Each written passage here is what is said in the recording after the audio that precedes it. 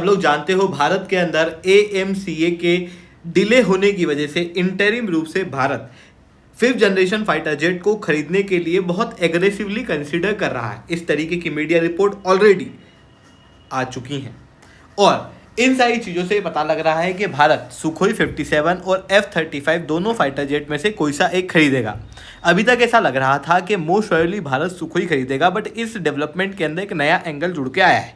Recently media report सामने आ रही है जहां पर बताया जा रहा है कि इंडियन एयरफोर्स ने रिसेंटली F-35 के प्रोक्योरमेंट को करने के लिए मिनिस्ट्री ऑफ डिफेंस को रिकमेंड किया है। हालांकि फाइनल डिसीजन अभी भी मिनिस्ट्री ऑफ डिफेंस ही लेंगी, बट अपने आप में एक बहुत बड़ा डेवलपमेंट है। अब बात आती है कि भाई F-35 के प्रोक्योरमेंट को करने का डिसीजन क्यों लिया जा रहा है, यहां पर क्यों ये रिकमेंडेशन जो है वो दी गई।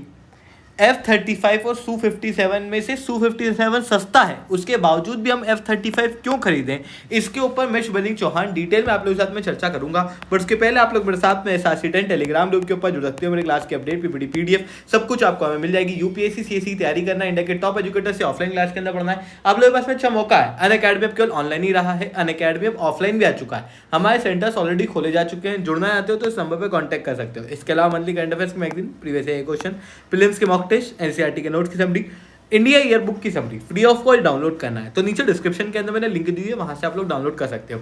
चलिए दोस्तों, समझने का प्रयास करते हैं यहाँ पे क्या हुआ है। देखो, आप सब लोग जानते हो भारत जो वो लगभग 114 फाइटर जेट खरीदने वाला था। इस 114 फाइटर जेट के प्लान के अंदर एक छोटा सा ट्विक किया गया। 114 फाइटर जेट में से लगभग 60 के आसपास मोस्ट प्रोबेबली भारत जो है वो 5th जनरेशन फाइटर जेट खरीदेगा। हालांकि अभी तक इसकी कोई भी ऑफिशियल अनाउंसमेंट नहीं हुई है। अभी जो भी चीज़ें हैं वो सब मीडिया रिपोर्ट्स के अंदर हैं और ऑफिशियल के हवाले से हम लोगों को ये बात पता चल रही है कि भारत इस बात को बहुत एग्रेसिवली कंसिडर कर रहा है। अब बात आती है ऐसा क्यों किया जा रहा है। तो देखो, आप सब लोग जानते हो भारत के अंदर फाइटर जेट की शॉर्टेज है। आज के समय पे भारत के अंदर 42 स्क्वाड्रन फाइटर जेट होने चाहिए, मिनिमम सैंक्शनड स्ट्रेंथ है ये। और इसे भी काफ़ी समय पहले बनाया गया था। आज के समय पे कंसिडर करो तो शायद इससे और ज़्यादा ही हम लोगों को फाइटर जेट की आवश्यकता होगी, पर भारत के पास में केवल 31 एक्टिव स्क्वाड्रन फाइटर जेट ही हैं। इनमें से भी MiG जो है वो रिटायर हो रहा है, फिर कुछ फाइटर जेट जो हैं वो हवा के अंदर ही डिस्ट्रॉय हो जाते हैं, कहीं के अंदर माल फंक्शनिंग हो जाती है। इन सारी चीज़ों के चलते हम लोगों को नए फाइटर जेट्स की आवश्यकता बहुत तेज़ी से है। दूसरी तरफ आप भारत के दुश्मनों को देखो तो भाई पाकिस्तान जो है वो 5th जनरेशन फाइटर जेट के लिए टर्की से बात कर रहा है। पाकिस्तान को चाइना जो है वो अपने स्टिल्थ फाइटर जेट J-35 और J-20 जो है वो एग्रेसिवली बेचना चाह रहा है। चाइना के पास में खुद के पास में 5th जनरेशन फाइटर जेट है, इनके पास में PL-15 मिसाइल्स हैं। ये सारी चीज़ों को देखते हुए भारत को बहुत ज़्यादा ज़रूरत है अपनी खुद के फाइटर जेट्स को डेवलप करने की। अब भारत के अंदर जो फाइटर जेट की शॉर्टेज है उसको कम करने के लिए हम लोगों ने ऑलरेडी तेजस का निर्माण जो है वो किया हुआ है और ऑलरेडी 2 इंजन तेजस के US से आ चुके हैं। ऐसी कंडीशन में अब बहुत तेज़ी से तेजस का काम भारत के अंदर चलने वाला है। अब बात आती है कि फिर अगले लेवल पे अब क्या करें हम लोग। तो देखो, सीधी चीज़ है, अब हम लोगों को टेक्नोलॉजी के ऊपर फोकस करना चाहिए, खास रूप से 5th जनरेशन फाइटर जेट के ऊपर, जहां पर 5th जनरेशन फाइटर जेट के अंदर भारत के अंदर एक बड़ा डिले देखने को मिल रहा है। क्योंकि AMCA प्रोग्राम को अगर हम बनाना शुरू करेंगे अभी तो लगभग 2034-35 तक ये फाइटर जेट बन के तैयार होगा। 2029 तक तो उसका प्रोटोटाइप ही तैयार होगा। अब बात आती है कि भाई 2035 और इवन उससे डिले भी हो सकता है, क्योंकि जिस तरीके का अभी तक का इतिहास रहा है फाइटर जेट के केस में, उससे और ज़्यादा डिले होने की पॉसिबिलिटीज़ जो हैं वो हाई हैं। ऐसी कंडीशन में 5th जनरेशन फाइटर जेट हम लोगों को अभी कहीं एक्वायर करना जरूरी है फॉर इंटरिम पर्पस। और इसी कारण से 114 फाइटर जेट वाले प्रोग्राम के अंदर एक बड़ा चेंज किया गया है, जहां पर 114 फाइटर जेट के अंदर से अब कंसिडर किया जा रहा है कि लगभग 60 फाइटर जेट जो है वो हम लोग 5th जनरेशन फाइटर जेट खरीदें। और इसकी मीडिया रिपोर्ट्स ऑलरेडी आ चुकी थी और इसके ऊपर मैं ऑलरेडी आप लोगों के साथ में डिस्कस कर चुका हूँ। अब बात आती है कि भाई कौन सा 5th जनरेशन फाइटर जेट। तो 2 ही फाइटर जेट अभी सबसे ज़्यादा कंसिडरेशन में, एक है F-35 और एक है सुखोई 57। सुखोई 57 को ज़्यादा कंसिडर किया जा रहा था क्योंकि कई सारे ऑफर्स जो हैं वो आए हुए थे जो कि अभी तक मीडिया रिपोर्ट के अंदर देखने को मिल रहे थे। बट अब रिसेंटली ये देखने को मिल रहा है कि सुखोई 57 के बजाय रिसेंटली इंडियन एयरफोर्स द्वारा F-35 को मोस्ट प्रोबेबली यहाँ पर रिकमेंड किया गया है। रिकमेंडेशन करने का कारण बड़ा ये है क्योंकि F-35 फाइटर जेट ऑलरेडी कई सारे देशों ने खरीदा हुआ है। लगभग 17 के आसपास देश बताए जा रहे हैं जिन्होंने F-35 खरीदा है। इवन इसराइल के अंदर कॉम्बैट के अंदर भी F-35 को यूज़ किया जा रहा है। F-35 की जो स्टिल्थ कैपेसिटी है वो काफ़ी ज़्यादा है।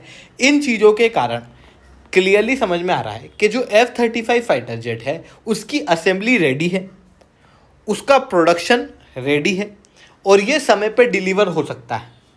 साथ में ये कॉम्बैट रेडीनेस जो है वो ऑलरेडी शो कर चुका है। वहीं दूसरी तरफ सुखोई 57 की बात करूं तो सुखोई 57 भी है तो बहुत अच्छा, बट अभी तक माना जा रहा है, केवल रिपोर्ट्स के अंदर है कि अल्जीरिया ने खरीदा भी है कि नहीं पता नहीं। रशियन फोर्सेस खुद बहुत ज़्यादा बड़ी मात्रा में सुखोई 57 को युद्ध भूमि के अंदर यूज़ कर नहीं रही है। ऐसी कंडीशन में रशिया जो कि अभी अपने ही इंटरनल इशू से जूझ रहा है, कई सारे हथियारों को भारत को समय पर सप्लाई कर नहीं पा रहा है, ऐसी कंडीशन में सुखोई 57 के ऊपर डिपेंडेंट रहना कहीं ना कहीं एक बड़ा इशू बन सकता है। इसके अलावा देखो हमारा जो एक पास्ट एक्सपीरियंस रहा है 2018 का FGFA प्रोजेक्ट को लेके। FGFA प्रोजेक्ट बेसिकली एक 5th generation fighter jet project था भारत और रशिया के बीच में, जो कि साथ में मिलकर 5th जनरेशन फाइटर जेट बनाया जाना था। बट भारत ने इसके अंदर $330 मिलियन रुपए खर्च भी किए थे। फिर उसके बाद में हम लोगों को लगा कि यार कोई मतलब नहीं, और हम लोगों ने अपने आप को प्रोजेक्ट से पीछे कर लिया था।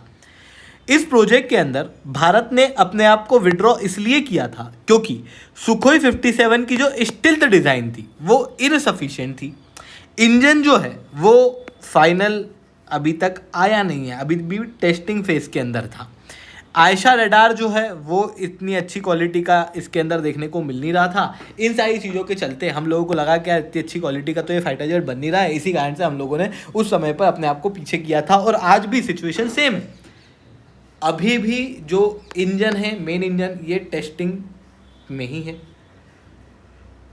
आयशा रडार को लेके इशू जो है वो अभी भी देखने को मिल रहा है सुखोई 57 के अंदर। और फिर सुखोई 57 का लार्ज स्केल के अंदर प्रोडक्शन समय पे हो पाएगा, डिलीवर हो पाएगा कि नहीं हो पाएगा, इन सारी चीज़ों के इश्यूज जो है वो देखने को मिलते हैं। इसी कारण से मोस्ट प्रोबेबली इंडियन एयरफोर्स ने यहाँ पर रिकमेंडेशन जो है वो F-35 का दिया है। बट F-35 को भी एक्वायर करने के अंदर कई सारी दिक्कत है। देखो F-35 जो है वो सुखोई 57 से लगभग डबल कॉस्ट का है। उसके साथ में F-35 फाइटर जेट को एक्सपोर्ट करने में यूएस के रेस्ट्रिक्शन बहुत हैं। F-35 fighter jet according to United States of America link नहीं किया जा सकता रशियन सिस्टम्स के साथ में। ऐसी कंडीशन में देखो हम लोग जब भी कोई हथियार खरीदते हैं तो हम वो हथियार नहीं खरीद रहे। F-35 या सुखोई 57 जैसा हथियार अगर हम लोग खरीदेंगे तो ये हथियार नहीं है, ये सिस्टम्स हैं। ये अपने आप में सिस्टम की तरह काम करते हैं। इनको कई सारे हथियारों से लिंक करना पड़ता है तब जाके ये बहुत ही इफेक्टिवली काम कर पाते हैं। जैसे ऐसा समझो कि आपके पास एक एंड्रॉयड का फ़ोन है और आपके पास में एक एप्पल का आईपैड है। ऐसी कंडीशन में आप पूरा बेनिफिट जो एप्पल के स्पेस का है वो प्राप्त नहीं कर पाओगे। वो जो इंटरलिंकेज है ना वो आप प्राप्त नहीं कर पाओगे। आपको अगर इंटरलिंकेज प्राप्त करना है तो आपको दोनों ही फ़ोन और आईपैड एप्पल के लेना पड़ेंगे, तब जाके आप वो इकोसिस्टम, एक एप्पल का इकोसिस्टम जो है वो तैयार कर पाओगे जिसके अंदर आपके पास में इंटरऑपरेबिलिटी होगी। ये चीज़ तो पर्सनल लेवल पे, इतनी बड़े लेवल पे इफेक्ट नहीं करती, पर इसी चीज़ को आप युद्ध भूमि में सोचो, युद्ध भूमि के अंदर इंटीग्रेशन कितना ज़्यादा जरूरी है। और इसी कारण से F-35 फाइटर जेट को लेके भी स्पेकुलेशन जो है वो अभी हम लोगों को देखने को मिल रहा है। आई होप ये सारी बातें आपको समझ में आई होंगी। लेक्चर अच्छा लगा हो तो लाइक करना, लेक्चर बहुत अच्छा लगा हो नीचे 7 से 10 कमेंट करना। UPSC CSE की तैयारी करना, इंडिया के टॉप एजुकेटर से ऑफलाइन क्लास के अंदर आप लोगों के पास में अच्छा मौका है। अनअकैडमी अब केवल ऑनलाइन ही रहा है, अनअकैडमी अब ऑफलाइन भी आ चुका है। हमारे सेंटर्स ऑलरेडी खोले जा चुके हैं। जुड़ना चाहते हो तो इस नंबर पर कांटेक्ट कर सकते हो। इसके अलावा मंथली करंट अफेयर्स के magazine, previous year question, films के मॉक टेस्ट, एनसीईआरटी के नोट्स की समरी, इंडिया ईयर बुक की summary free of cost download करना है तो नीचे डिस्क्रिप्शन के अंदर मैंने लिंक दी हुई है, वहाँ से आप लोग डाउनलोड कर सकते हो। ठीक है दोस्तों, आज के लिए इतना ही। That's all from my side. जय हिंद, जय भारत।